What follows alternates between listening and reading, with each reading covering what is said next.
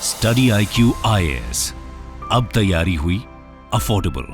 नमस्कार दोस्तों फाइनली कल जीएसटी काउंसिल की मीटिंग हुई थी और आप सबको पता ही है जीएसटी काउंसिल सबसे बड़ी अथॉरिटी है जिसके द्वारा डिसाइड किया जाता है कि भारत के अंदर जो जीएसटी है वो कितना लगेगा। मैं आपको बता दूं ये 55th जीएसटी काउंसिल थी और कई सारे बड़े बदलाव किए गए हैं, कई चीज़ों पर डिस्कशन भी हुई है और इन सबको हम डिटेल से जानेंगे कि क्या चीज़ें महंगी हुई, क्या सस्ती हुई, किस चीज़ को डिफर किया गया, बहुत कुछ आपको जानने को मिलेगा। चलिए आगे बढ़ते हैं, लेकिन उससे पहले आप सबको बता दूं कि अगर आप में से जो भी लोग अगले साल 2025 का यूपीएससी प्रीलिम्स देने वाले हैं उनके लिए एक परफेक्ट बैच SIP प्लस, जिसके तहत 200 घंटे से भी ज्यादा की जो क्लासेस हैं, रिवीजन है, वो पूरा आपका कराया जाएगा। टेस्ट सीरीज भी आपको इसके अंदर मिलेगा। ज्वाइन करने के लिए लिंक कमेंट सेक्शन में दिया है और यूज करना है आपको ये कोड अंकित लाइव ताकि आप मैक्सिमम डिस्काउंट ले सकें। और इसके अलावा अगर आप MCQs अटेम्प्ट करना चाहते हैं तो मेरे इंस्टा पेज पर जाइए, वहां पर स्टोरीज में जितने भी MCQs हैं उसको भी आप अटेम्प्ट कर पाएंगे। तो चलिए शुरुआत करते हैं और सबसे पहले मैं आपको बता दूं कि ये जीएसटी काउंसिल होता क्या। आपको पता होगा कि goods and services tax council ये कॉन्स्टिट्यूशनल बॉडी है। ये आपके एग्जाम में आ सकता है, ध्यान में रखिएगा, क्योंकि हमारे संविधान के अंदर जब जीएसटी आया था 2017 में तो संशोधन किया गया था संविधान का और आर्टिकल 279A1 जोड़ा गया था। और इसको हेड कौन करता है? जो फाइनेंस मिनिस्टर है इस समय, निर्मला सीतारमण जी। और इसके अंदर ध्यान रखिएगा जितने भी राज्य हमारे देश के अंदर उनके जो फाइनेंस मिनिस्टर होते हैं वो भी इसके अंदर इंक्लूडेड होते हैं। और यहां पर जो इसका सेक्रेटरीट ऑफिस है वो आपको नई दिल्ली में देखने को मिलेगा।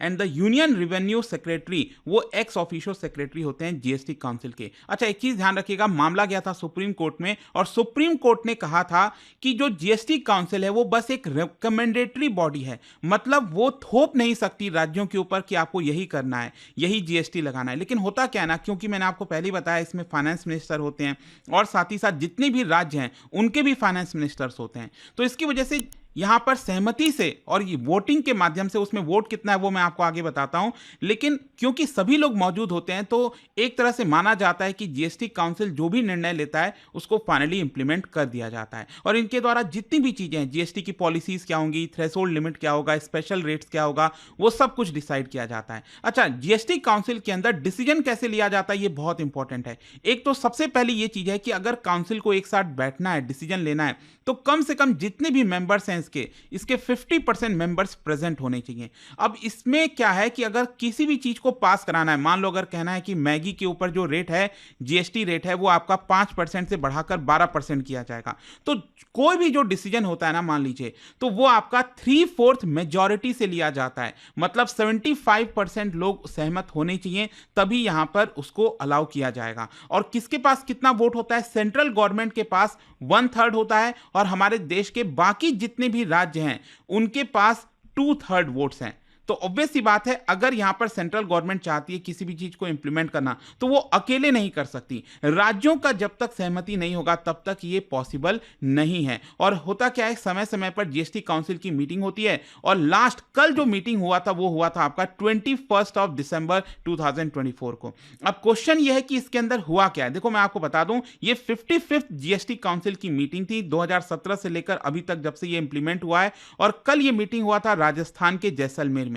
और ऑब्वियस सी बात है, निर्मला सीतारमण जी उन्होंने इस चीज को हेड किया था। अब क्वेश्चन ये है कि इसके अंदर क्या क्या बदलाव हुए हैं जिसको लेकर चर्चा चल रही है। सबसे पहले मैं आपको बता दूं, इलेक्ट्रिक व्हीकल्स को लेकर सरकार चाहती है कि इसको फर्दर प्रमोट किया जाए और इसी की वजह से इलेक्ट्रिक व्हीकल्स पर सिर्फ 5% का ही जीएसटी होगा। नॉर्मली आपने देखा होगा जो बड़ी बड़ी गाड़ियां होती हैं, जैसे आपका SUVs वगैरह हो गया, उसके ऊपर 28% टैक्स प्लस एक्स्ट्रा टैक्स लगता है, तो 40% भी टैक्स लग जाता है। लेकिन ईवी के ऊपर सरकार का कहना है कि हम सिर्फ 5% टैक्स लगाएंगे। लेकिन इसके साथ साथ ये भी चर्चा हुई कि जो सेकेंड हैंड गाड़ियां होती हैं उसके ऊपर क्या टैक्स लगेगा, मतलब कि जो सेकेंड हैंड मार्केट है जहां पर पहले से यूज्ड जो कार है उसको अगर कोई खरीद रहा है, तो देखो यहां पर दो चीजें मैं आपको बता दूं।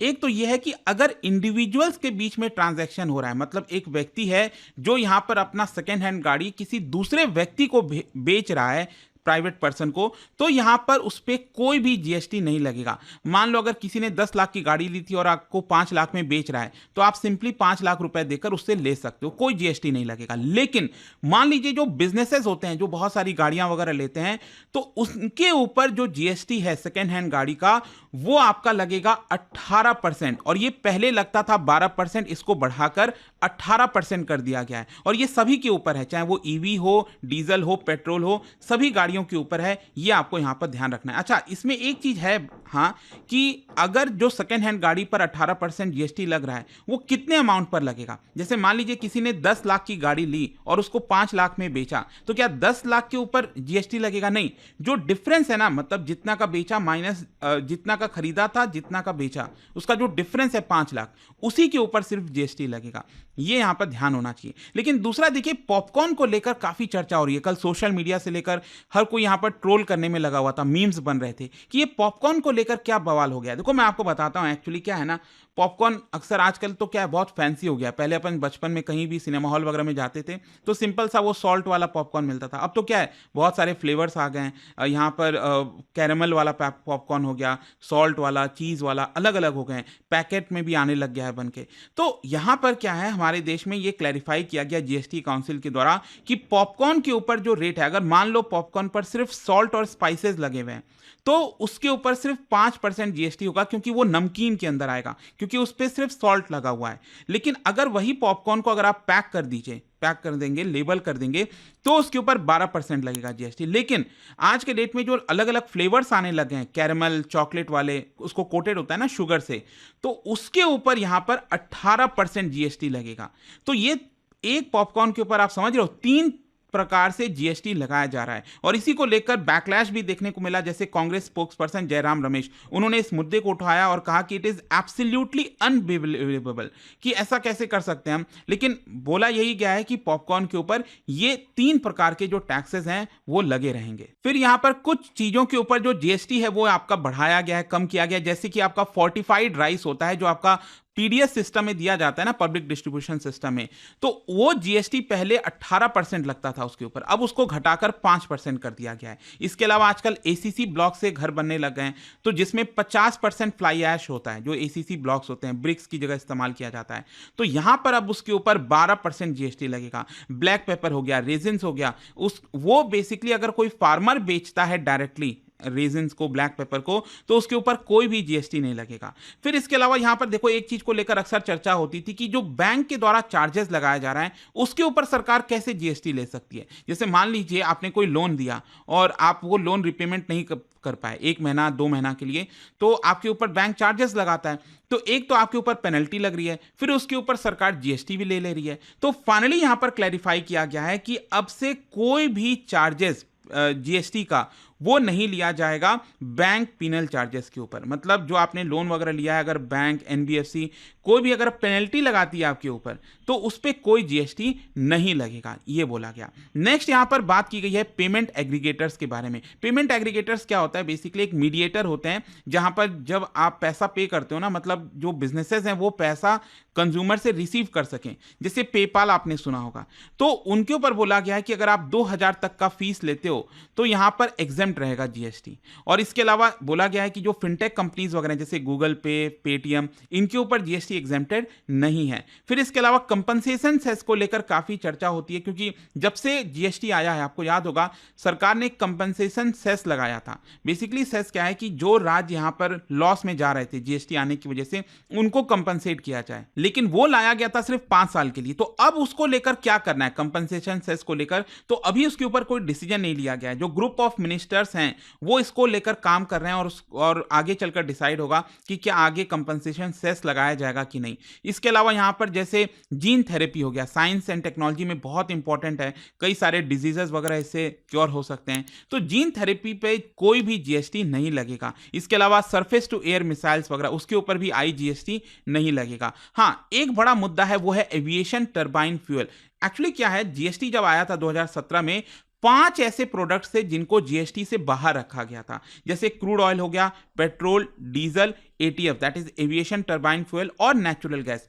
ये आपके जो प्रोडक्ट्स थे ये जीएसटी के अंदर नहीं आते। इसमें क्या होता है, सेंट्रल गवर्नमेंट अपना एक्साइज ड्यूटी लगाती है और जो स्टेट गवर्नमेंट है वो अपना वैट लगाती है। अभी भी वैसा ही चलता आ रहा है, और क्रिटिसिज्म भी होता है कि अगर इसको जीएसटी में लाया जाए तो पेट्रोल डीजल के दाम काफी कम भी हो जाएंगे। लेकिन चर्चा यह भी थी कि जो फ्लाइट में जो एयरक्राफ्ट होते हैं उसमें जो एविएशन टर्बाइन फ्यूल डाला जाता है, क्या उसको जीएसटी में लाना चाहिए, क्योंकि कई ऐसे स्टेट्स हैं जो कह रहे थे हाँ हम इसको ला सकते हैं, लेकिन बहुत सारे जो स्टेट्स हैं वो अगेंस्ट थे इसके, क्योंकि ऑब्वियस सी बात है उनका रेवेन्यू जा सकता था। और उनका ये भी कहना था कि एविएशन टरबाइन फ्यूल ये तो डीजल बास्केट में आना चाहिए ना, पेट्रोलियम के अंदर आना चाहिए। तो जब हम डीजल और पेट्रोल को बाहर कर रखें तो इसको क्यों नहीं बाहर रखें, तो इसको बाहर ही रखा जाएगा एविएशन टरबाइन फ्यूल को, मतलब वो जीएसटी के अंदर नहीं आएगा, अलग से उसके ऊपर सरकार जो चाहे वो टैक्स लगा सकती है। तो ये कुछ इंपॉर्टेंट चेंजेस किए गए हैं जीएसटी में, आई होप आपको समझ में आया होगा। लेकिन हाँ, यहां पर कुछ ऐसे इंपॉर्टेंट डिसीजन है जिसको लेकर चर्चा होनी थी और ऐसा माना जा रहा था कि डिसीजन लिया जाएगा, लेकिन अभी डिसीजन नहीं लिया गया है।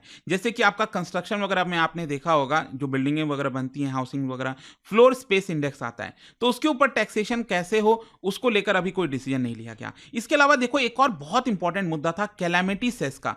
कैलेमिटी सेस मतलब यह है कि किसी राज्य में किसी जगह पर अगर मान लो कोई बहुत बड़ी आपदा आ जाती है, कहीं सुनामी आ गया, फ्लड आ गया, लैंडस्लाइड आ गया, तो बहुत नुकसान होता है। अब उसकी भरपाई कैसे की जाए, लोगों को मदद कैसे की जाए, तो यहाँ पर कुछ ऐसे राज्य थे जिनका कहना था कि हम एक्स्ट्रा सेस लगा सकते हैं, क्या, कैलेमिटी सेस उस पर्टिकुलर राज्य के अंदर, ताकि जो पैसा आएगा उधर से वो आपका इधर डाइवर्ट कर दिया जाएगा। जैसे कि मैं आपको बताता हूँ, आंध्र प्रदेश की तरफ से सबसे पहले यहाँ पर डिमांड की गई थी, क्योंकि वहाँ पर काफ़ी ज़्यादा फ्लड आ रखा था, तो वो 1% एक्स्ट्रा कैलेमिटी सेस लगाना चाहते थे।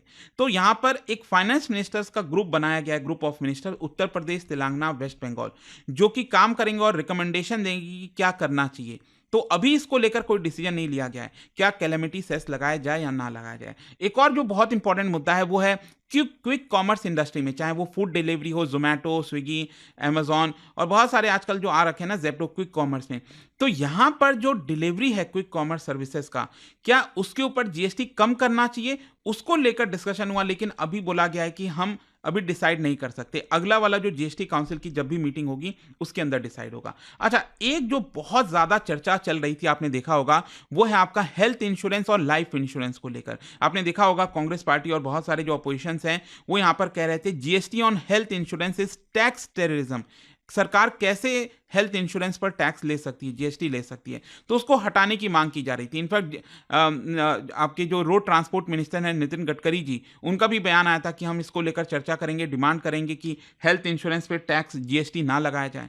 तो अभी मैं आपको बता दूं, इसको लेकर डिसीजन नहीं लिया गया है, फिर से इस चीज को टाल दिया गया है। पिछला वाला जो मीटिंग हुआ था उसमें भी चर्चा हुई थी कि इस बार डिसीजन लिया जाएगा, लेकिन अगेन अभी तक कोई डिसीजन नहीं लिया गया है कि, क्योंकि मैं आपको बता दूं दोनों पर ही 18% का जीएसटी लगता है, हेल्थ इंश्योरेंस और आपका लाइफ इंश्योरेंस के ऊपर। तो इसको कम करने की मांग है, एक तो 5% कर दिया जाए या फिर इसको कंप्लीटली हटा दिया जाए, क्योंकि ये बहुत नेसेसिटी हो गया आज के डेट में, लाइफ इंश्योरेंस और हेल्थ इंश्योरेंस। और फाइनली यहां पर जो रैशनलाइजेशन है रेट्स को लेकर, चर्चा ये चल रही थी कि क्या 148 जो आइटम्स हैं कि उसमें क्या जीएसटी में बदलाव किए जाएंगे, नहीं किए जाएंगे। अगेन इसको भी जो डिसीजन है वो आगे चलकर लिया जाएगा। तो आई होप दोस्तों अच्छे से आपको समझ में आ गया होगा कि जो 55th जीएसटी काउंसिल की मीटिंग थी उसमें क्या क्या इंपॉर्टेंट चीजें हैं। और जाने से पहले आप सभी के लिए एक बहुत ही interesting question, a zero Gini index it means what, मतलब अगर गिनी इंडेक्स जीरो है तो इसका मतलब क्या हुआ। इसका राइट आंसर आप सबको पता है, मेरे इंस्टाग्राम पर तो मिलेगा ही, वहां पर अगर आप नहीं, कोई बात नहीं, टेलीग्राम से ले सकते हैं इसका सही उत्तर। मैं कई सारे जो एमसीक्यूज हैं वो यहाँ पर स्टोरीज में डालता रहता हूँ। अगर आपको पीडीएफ चाहिए तो टेलीग्राम पर आइए, अलग अलग सोशल मीडिया पर आप जुड़ पाओगे। और जैसा मैंने आपको बताया, अगर आप यूपीएससी की तैयारी कर रहे हैं, कोई भी बैच चाहते हैं, you can simply use this code Ankit live to get maximum discount. And I hope कि वीडियो आपको पसंद आया होगा। मिलता हूं आपसे next time, till then thank you very much, see you soon.